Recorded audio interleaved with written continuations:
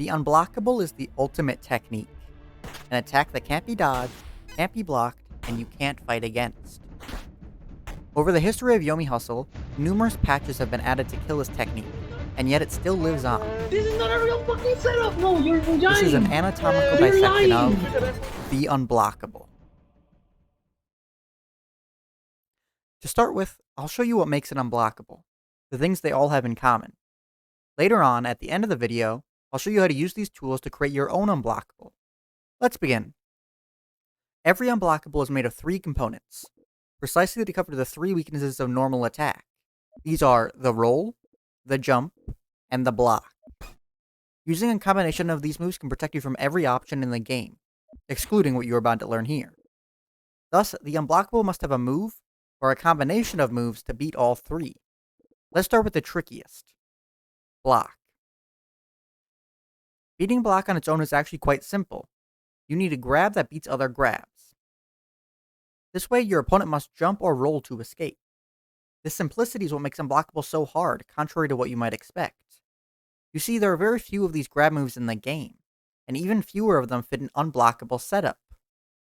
The options we have are as follows. Command grab, clutch, Zephyr, but not the whole thing, and sticky bomb. But that's it.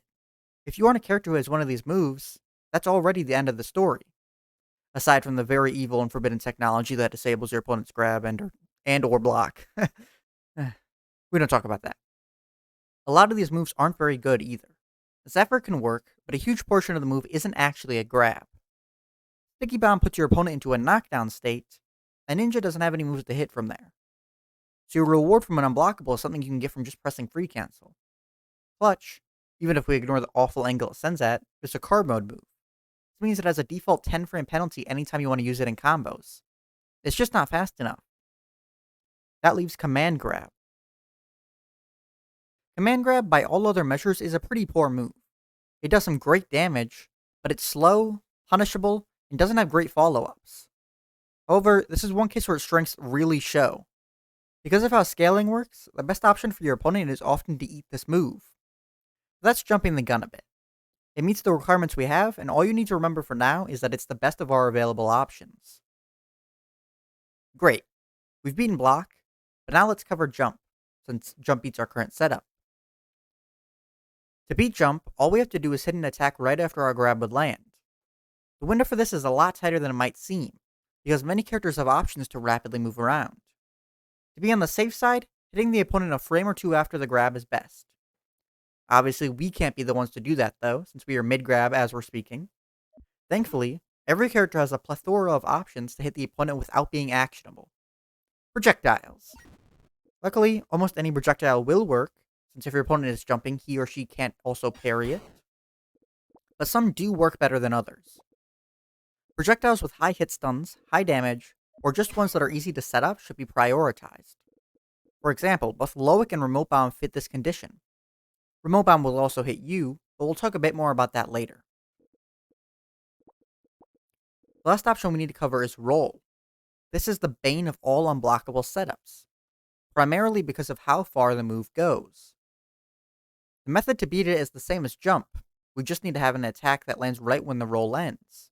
However, unlike jump, we need to manage 2 very different options at once.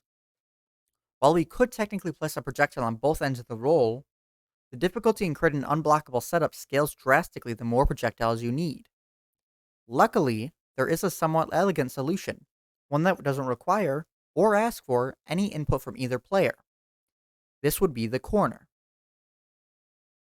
Once again, this isn't as simple as it sounds, since your opponent can still roll towards the corner. However, your opponent doesn't retain the horizontal momentum in that direction. This means that you can reuse a projectile that would cover another option, like jumping.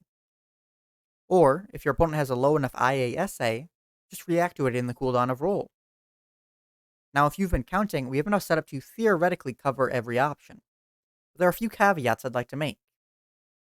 First of all, these setups are fragile. Being spaced a tiny bit off can ruin many setups, and your opponent isn't incapable while you're setting up an unblockable either. This means most setups require your opponent to play poorly, or for you to end a combo early to get. Now, they still have some use, like as a finisher, or if you just want style points, but it isn't some overpowered technology. In addition, most unblockable setups have no way of dealing with burst. Some do, but it's fine either way.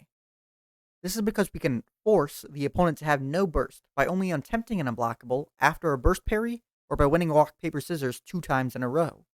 This does kind of kill its viability, but it's something you should know regardless. Anyways, all that's left now is to show you the specifics of an unblockable, and you can, from here on out, create your own unblockable. I'll demonstrate what I believe is the easiest unblockable to do, the bomb unblockable. To do this, you need to have at least 2 meter, have LOIC fully charged, and be in the corner. All of this is to cover rollout. Make sure for this next step that you have hit your opponent 2 times or less, or reset the force bounce counter beforehand. Next, what you need to do is to get into car mode and use jumpstart. This also needs to keep your opponent in the corner, or you won't be able to set up your command grab.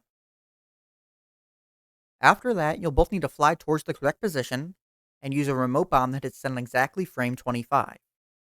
Frame 25 is the last frame of hit stun after your first jumpstart, so it gives you just enough time to do the rest of what you need. What you need to do is a LOIC 100 right about here. This spacing is the most likely part you'll mess up if you try it yourself, since it's pretty demanding.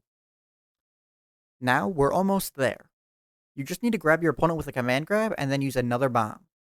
This one should hit on frame 24, and we'll use it to cover both roll in and jumping. Finally, you should be left with 5 frames, which is enough for a command grab to hit on frame 7. Now be careful, because if you mess up any part of this last step, the whole thing is ruined. You need to toggle bomb, otherwise it becomes parryable. You need to toggle armor, otherwise you'll get hit out of the setup. And you need to move LOIC in. If your spacing is correct, your opponent will be left with these options. A. Roll in, but get caught by LOIC, which you are then free to follow up on. B. Roll out, which is either caught by bomb or a key punch. C. Jump, which blows both parties up. Or D. Do anything else, but lose to command grab, which a LOIC then follows up on. As you can tell, bomb blowing you up is an issue. Or it would be, if not for armor. While armor doesn't remove the damage, it does allow LOIC to follow up in your stead. As a plus, you also get armor back from any of these outcomes. So while you do have to have it, you aren't wasting your armor. And that's pretty much it. Cover roll, cover jump, cover block. The 3 C's of an unblockable. Let me know if you have any comments, concerns, or cash donations you have below. But I will only be reading the last ones. Anyways, watch my other videos. I got more Yomi content that you might like, and more coming up. Straight from the content mines. See ya! Woo! See ya! Woo! Ta-da! Magic.